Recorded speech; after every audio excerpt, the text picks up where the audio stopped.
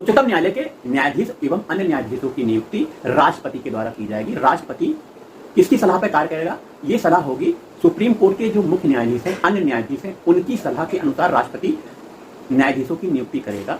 1993 में नियुक्ति के संबंध में कोलेजियम सिस्टम आया था। 1993 में कोलेजियम सिस्टम। कोलेजियम सिस्टम क्या है?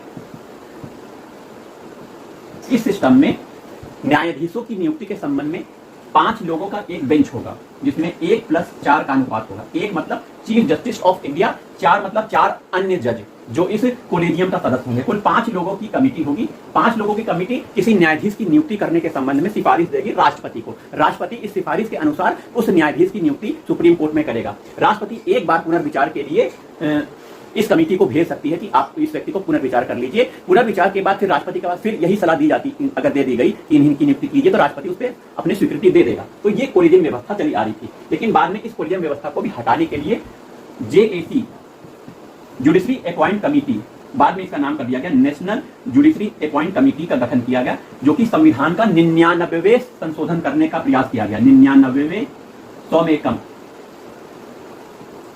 संविधान संशोधन। इन संशोधन में क्या किया गया?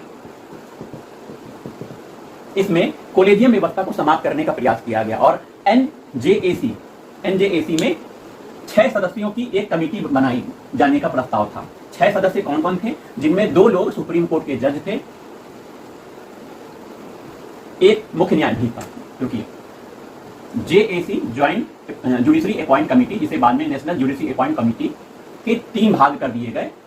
इसमें 124A आर्टिकल, संविधान का आर्टिकल 124 में 1 जोड़ दिया गया, 124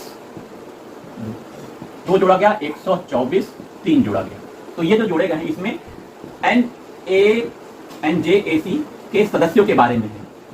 इनके कितने सदस्य होंगे, इनका कार्य कैसा होगा, इसके बारे में दिया गया है। अन्य प्रावधान इसमें दिए गए हैं। तो जो सदस्य हैं इसी में बहस छिड़ गई कि कौन कौन से सदस्य होंगे। एक सुप्रीम कोर्ट का जज होगा, 2 अन्य जज होंगे, प्लस एक कानून मंत्री होगा, प्लस 2 ऐसे व्यक्ति होंगे जो राष्ट्रपति की नजरों में विधि को जानते हो, राष्ट्रपति द्वारा भेजे गए व्यक्ति है, मतलब राष्ट्रपति की नजर में विधि के जानने वाले या राष्ट्रपति द्वारा नियुक्त व्यक्ति। तो ये 6 लोगों की कमेटी बनाई गई थी। इसमें जो कानून मंत्री है और ये लोग हैं, ये बाहरी हैं, 3 लोग सुप्रीम कोर्ट के जज हैं। तो यह NJAC जो कमेटी बनाई गई थी, इसमें सुप्रीम कोर्ट ने ही इस 99वें संविधान संशोधन को